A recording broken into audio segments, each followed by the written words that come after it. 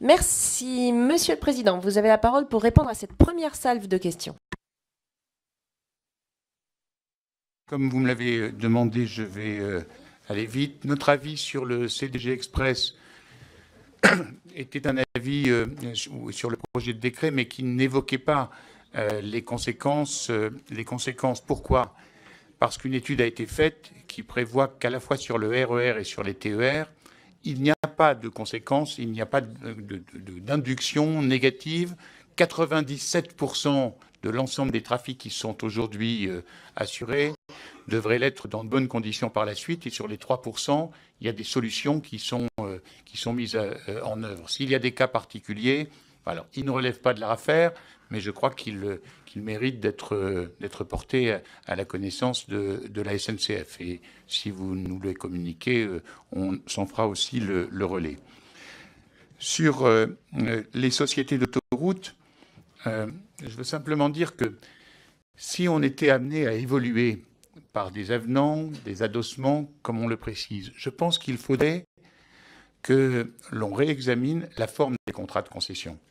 Car lorsqu'on fait un contrat de concession pour 30 ans ou pour 40 ans, et qu'il n'y a aucune clause de revoyure dans ce contrat, y compris sur des éventualités de partage des ressources complémentaires lorsqu'on a par exemple une explosion du trafic et qui pourrait faire que le concédant et le concessionnaire, au-delà d'un certain seuil, se partagent, pourquoi pas pour alimenter l'AFIF en ce qui concerne l'État, se partagent des excédents qui viendraient d'une augmentation du trafic.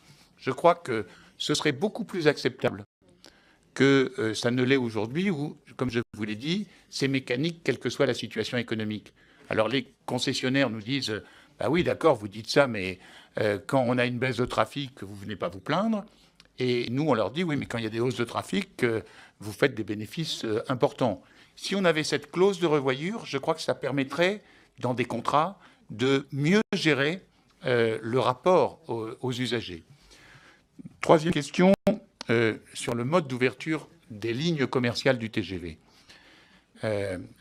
Alors, vos collègues du Sénat, Hervé Maurey et Louis Nègre, qui ont fait une proposition de loi, proposent le système des franchises, j'allais dire à la britannique, même si le système est complètement différent, c'est-à-dire qu'il y a l'ouverture du TER, qui va se faire à partir de fin 2019, puis il y a l'ouverture des lignes commerciales qui se fait un peu plus tard. Les lignes commerciales, c'est les lignes grande vitesse. Sur les lignes grande vitesse, il y a des gens qui disent, si on ouvre par exemple Paris-Lyon, eh bien Paris-Lyon, il y a plein de candidats, quoi. Il y a des candidats qui viendront dessus, mais qu'est-ce qu'on fera de Lyon-Chambéry ou qu'est-ce qu'on fera des lignes qui sont déficitaires? Et donc, non, je crois surtout pas qu'il faut voir les choses comme ça. Je crois surtout pas qu'il faut voir les choses comme ça. Il faut les voir d'ailleurs en ayant la perspective de sortir de la logique malthusienne qu'évoquait Stéphane Le Foll en fixant des objectifs. Il faut que l'on examine les possibilités d'avoir un accès et donc un péage qui nous permettent de sortir de la logique malthusienne. Je vous donne un exemple concret.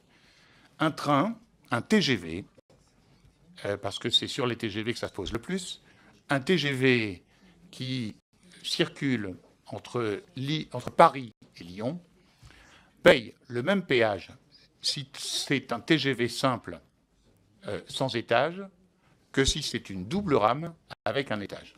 C'est-à-dire que pour 400 passagers, il paye le même péage que s'il a 1000 passagers.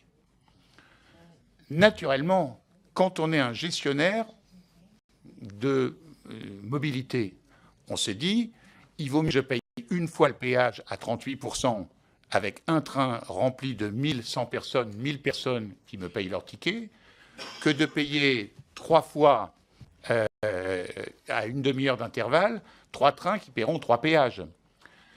Si, comme nous le souhaitons, d'où avis conforme, on va pousser pour y arriver. Si, comme nous le souhaitons, on paye le péage à l'emport, au poids, au nombre de passagers ou au chiffre d'affaires du train concerné et non plus à l'unité de train, on modifie la donne.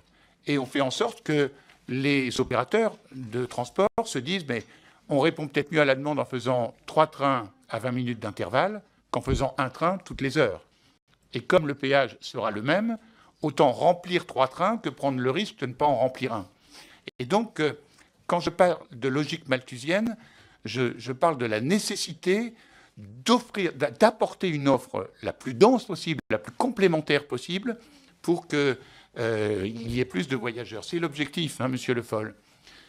L'objectif, on ne va pas le chiffrer comme ça et donner un objectif, mais on est à 10%, un peu plus de 10% en prenant en compte le métro et le RER. Si on pouvait sortir de cette logique qui nous fait baisser de 0,5% de part modale chaque année et retrouver une voie de croissance, ça passe aussi par la qualité de service, par des trains à l'heure, par un confort, par des services rendus. Tout ça, c'est quand on observe les marchés européens, on voit où ça a marché et pourquoi ça a marché. Je crois que l'objectif est là. Madame Josso, la règle d'or. L'alimentation électrique, c'est le problème, c'est l'un des plus gros problèmes que rencontre la SNCF aujourd'hui. Hein.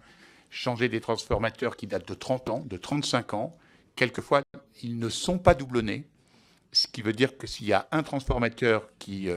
le président de réseau me disait récemment que sur une gare que je ne cite pas, il y avait un transformateur, pour faire peur à personne, il y avait un transformateur qui alimentait en même temps un centre de maintenance de la SNCF. Et parce qu'une machine à laver a fait disjoncter le transformateur dans le centre de maintenance, tous les trains ont été immobilisés sur le... Bon, c'est un état des lieux. Et donc, le travail de la SNCF, quand on dit la régénération, c'est pas seulement travailler sur les rails et sur les éclisses, c'est aussi tout ce système de signalisation, le système électrique qui est tout à fait essentiel. Société d'autoroute, ouverture TGV, la complémentarité, je l'ai évoqué. La gare de Paris-Bercy. La gare de Paris-Bercy, même si vous n'avez pas pu répondre, posez votre question jusqu'au bout, je vais vous répondre. Nous avons, je ne l'ai pas dit, mais nous avons aussi la compétence des gares routières et nous devons établir... Vous savez, la dernière fois qu'on a légiféré sur les gares routières, je ne veux pas soulever de tollé, mais c'était par ordonnance. Et c'était, je crois, en 1949. En 1949. Et donc, on vient de relégiférer, vous venez de relégiférer le Parlement sur les gares routières en nous donnant la mission de refaire simplement d'abord l'inventaire des gares routières et de fixer les règles d'accès pour qu'il y ait un égal accès pour l'ensemble des opérateurs. Ce qui n'est pas le cas à la gare que vous citez de Paris-Bercy.